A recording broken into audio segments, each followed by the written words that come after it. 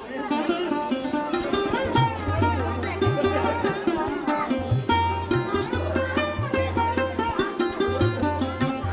Guys, नमस्ते. तर आज आपण आलोय कोपेश्वर महादेव मंदिर खिद्रापूर येथे. या मंदिरातील महादेवाचं नाव कोपेश्वर असं आहे. कोपेश्वर म्हणजेच रागावून या ठिकाणी येऊन बसलेले, सतीच्या विरहाने कोपलेले असे महादेव कोपेश्वर. त्यांची समजूत काढण्याचं काम विष्णूंनी केलं, म्हणूनच त्यांचं नाव धोपेश्वर. म्हणूनच मंदिरात 2 शाळंक आहेत. हे आहे मुख्य मंदिराचं प्रवेशद्वार. प्रवेशद्वारापासूनच कोरीव कामाची सुरुवात झालेली आहे. प्रवेशद्वारातून आतमध्ये गेल्यावर हा एक छोटासा मंडप आहे आणि जो आतमध्ये दिसतोय तो आहे मंदिराच्या बाहेरचा स्वर्गमंडप. या स्वर्गमंडपात 48 खांब आहेत. स्वर्गमंडपात 8 दिशांचे अष्टदिग्पाल आहेत, म्हणजेच प्रत्येक दिशेचे देवता आहेत.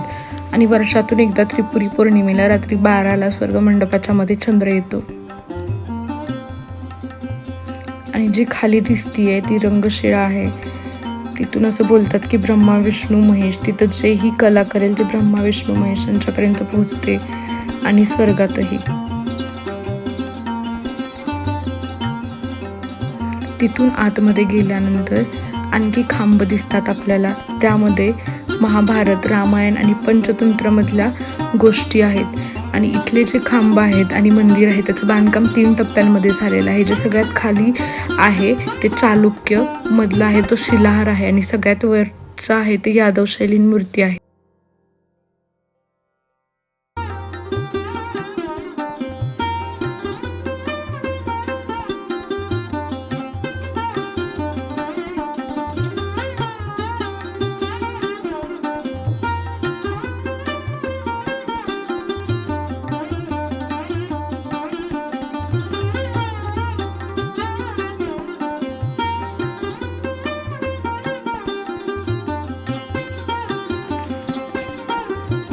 तर हे आहे ते मंदिराची बाहेरची बाजू आहे. मंदिरात एकूण 120 खांब आहेत आणि टोटल मंदिराच्या बाहेर 96 हत्ती आहेत.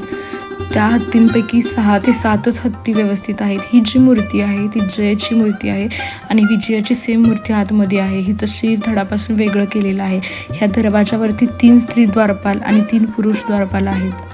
तर 1702 साली औरंगजेबाच्या सैनिकांनी बऱ्यापैकी आजूबाजूच्या सांगली मिरज परिसरातील सगळी मंदिरं तोडली होती. त्यातलंच हे एक मंदिर. इथे बऱ्याचशा मूर्त्या भग्नावस्थेत पाहायला मिळतात. दक्षिण दरवाजा आहे हा मंदिराचा. एवढं सुंदर कोरीव काम. हे जे खोलीसारखं छोटंसं दिसतंय हे देवकोष्टक आहे, म्हणजे ध्यान